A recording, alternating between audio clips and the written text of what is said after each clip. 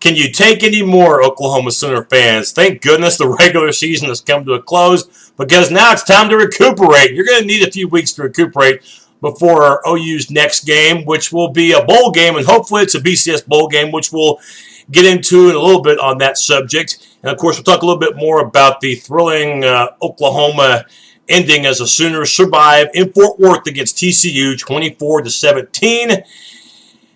When you were seeing the schedule before the season even started back in August, you might have noticed the last three games. You probably thought those were the three most important: at West Virginia, Oklahoma State, and at TCU. And as it turned out, those three turned out to be the most exciting games of the season. Of course, West Virginia and Oklahoma State, the Sooners had to come from behind. But unlike those two games, today's game at TCU was different because in this one, it came down to the final minute, but this time the Sooners had to hold on to the lead, and it wasn't easy, but the Sooners get the job done. They needed an offensive holding penalty to negate a TCU touchdown by Trevon Boykin, and in the end, they had to hope that Josh Boyce, the TCU wide receiver, didn't hold on to a pass on fourth down, and thankfully he didn't, and the Sooners do win, and with it, they claim their 8th Big 12 championship, 44th conference championship overall. Now, of course, it will help Oklahoma if the Texas Longhorns can beat Kansas State on Saturday night. We're broadcasting this game hours before the Texas K-State game. If that happens, if Texas does pull off the upset, then Oklahoma wins the Big 12 championship outright. But no matter what, it's at least a share of the conference championship. You might remember a few weeks ago I said that if OU and K-State tie, K-State does get the automatic BCS bid since they beat OU head-to-head earlier in the year, and that K-State would get the Big 12 hardware. Well, to quote the movie Independence Day to a certain extent, that's not entirely accurate because the Sooners technically would get Big 12 hardware anyway. As a matter of fact, both K-State and Oklahoma would get Big 12 trophies if they finished tied for the lead. In fact, if 3 or 4 or 5 teams hypothetically finished tied for the Big 12 championship, they all would get Big 12 trophies. But of course, you can only have one automatic bid. So Texas needs to beat Kansas State on Saturday night in order for Oklahoma to win the championship outright. It's that plain simple. In terms of the BCS at large, well, the Sooners, at least in this sense, have done their part. They're 10-2. And they have to hope that on Sunday night that Northern Illinois, who beat Kent State, does not finish in the top 16. If that happens, then Kent State, we thought, would be the team that could get that number 16 spot, but Northern Illinois beat them. Northern Illinois, though, now, if they move up from 21 to 16, they would get a BCS at-large and really take away OU's at-large bid.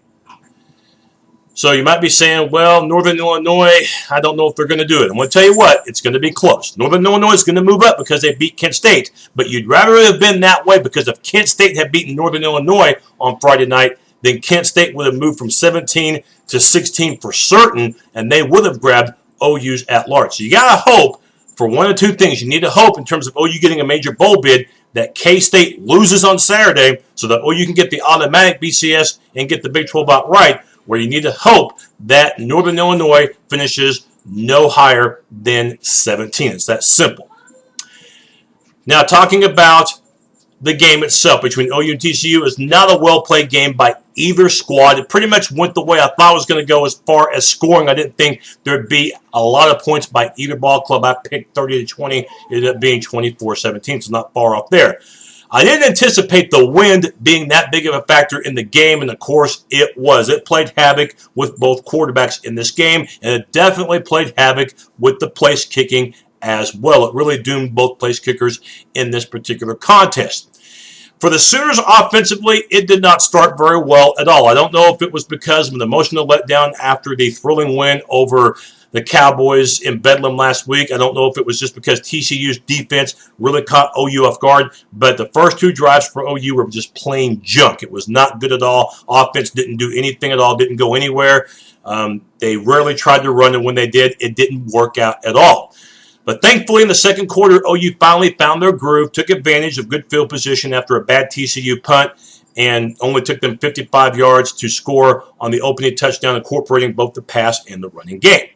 For Landry Jones, it was not one of his best games of the year. He will go down as one of college football's all-time leading passers, well over 15,000 yards of total offense.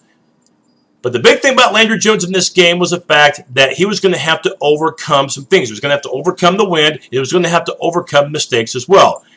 Through a bad pass in the second quarter in which the defender clearly read Landry Jones' eyes, went under the ball, made an interception near the sideline, took it all the way to the 6-yard line, and TCU's offense, which had done nothing at that point at all, ended up scoring off a 6-yard touchdown run by Boykin, the quarterback, and suddenly the game was tied at 7. But Landry had some good moments, too, in the game, 6-7 on the following drive, and for the 5th straight game, the Sooners scored on the final minute of the first half.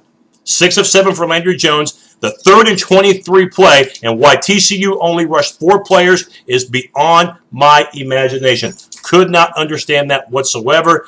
Landry took advantage of it, found Saunders over the middle. Saunders did the rest, had a monster game, got the touchdown, 14-7 OU at halftime. That was a big moment right there for Landry Jones and for the Oklahoma Sooners itself.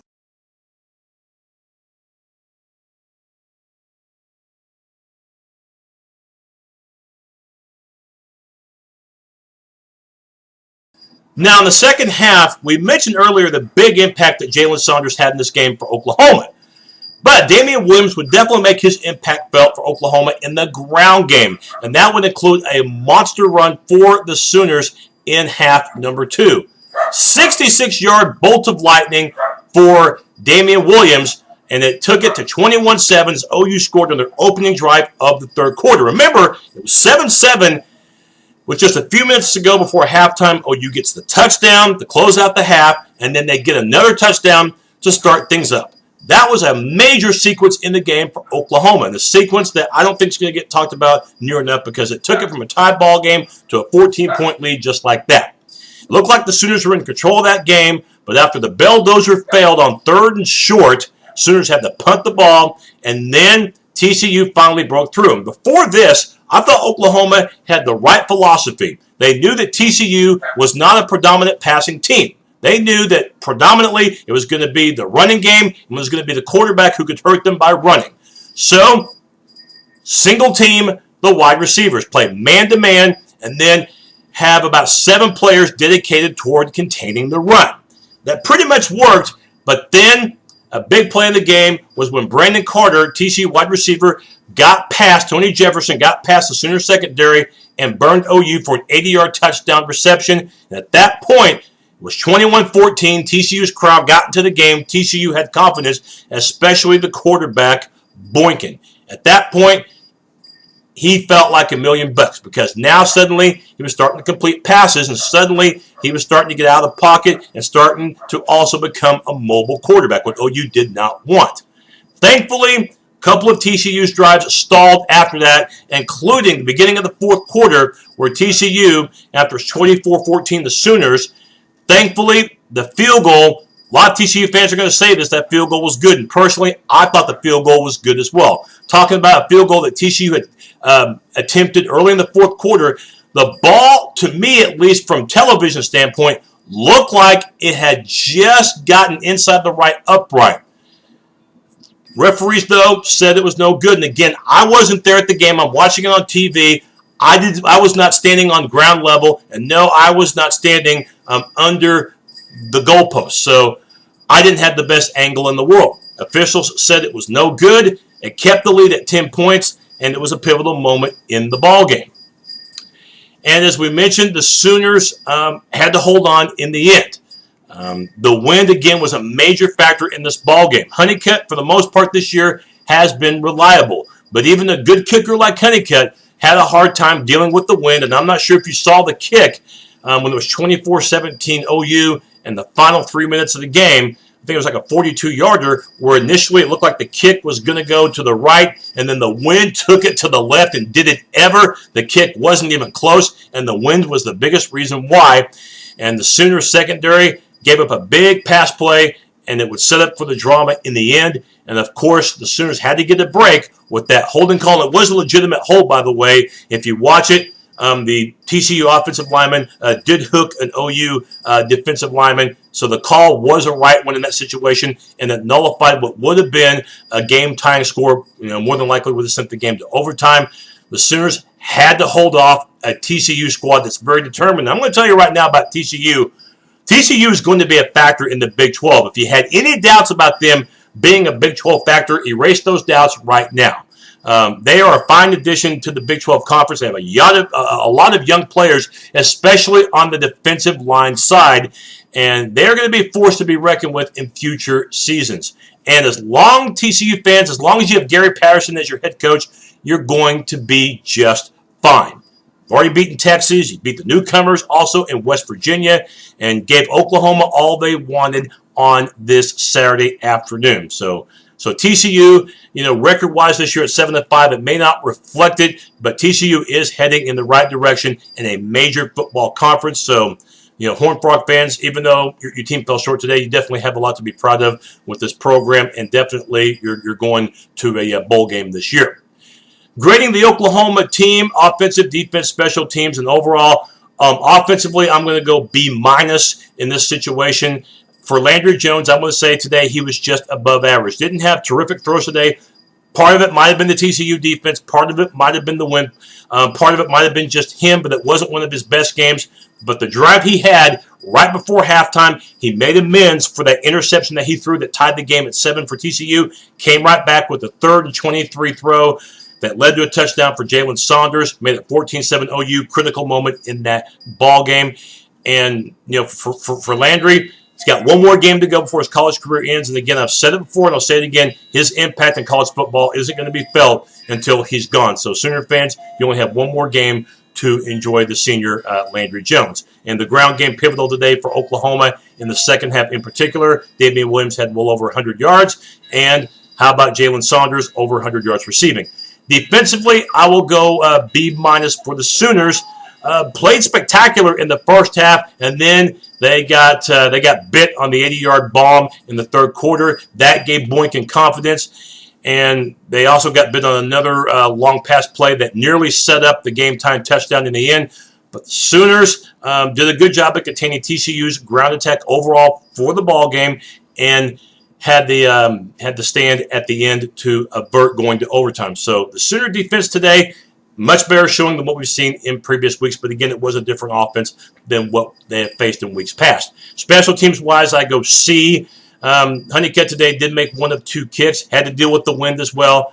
And Justin Brown, who'd been reliable all season long as far as receiving punts, muffed one after a long punt by the Horned Frogs. TCU recovered and converted it into 3 points. That gave TCU, obviously, a chance to cut the lead to 1 possession. They did that, but it also eliminated a chance for Oklahoma to work on the clock and take time away. And if it weren't for that muff, perhaps we wouldn't have had the drama at the end. Don't get me wrong, Brown's been very reliable this year, but he misjudged the ball with the wind, and in that situation, just let the ball go. It's better to have crappy field position than to give TCU new life and the ball. Overall for Oklahoma, it's a B-. They had to deal with the wind. They had to deal with the good TCU defense, and they survived at Fort Worth. 10-2 for the year. After losing their conference opener, they win 8 conference games straight. And at the worst, if Northern Illinois does finish in the top 16, at the worst, OU's guaranteed the Cotton Bowl. Let's hope, though, that it's an at-large bid for a BCS game. And who knows, if this team tonight, if this team can upset Kansas State, the Sooners win the Big 12 championship outright. But they're guaranteed a share of it. They're guaranteed their 8th Big 12 championship, and they're guaranteed their 8th of it in the 17-year history of the Big 12 League. Not too bad at all. And for the Sooners, again, 44 football conference championships. Outstanding job by the Sooner football team as they win 24-17. A reminder, we'll be back in a couple of weeks for my 4th annual Big 12 Bowl preview show, in which I will highlight all the bowl games involving Big 12 schools, with the exception of OU. At that point, I'll give them their own bowl preview show. And I'll also, during the bowl preview show, I'll recap how I did on my picks between me and the coin, both for this past week and overall. 24-17, Sooners hold on against a very determined TCU squad and win at least a share of the Big 12 championship. Forgive me, please. Saturday night, hook 'em horns against Kansas State. Boomer Sooner.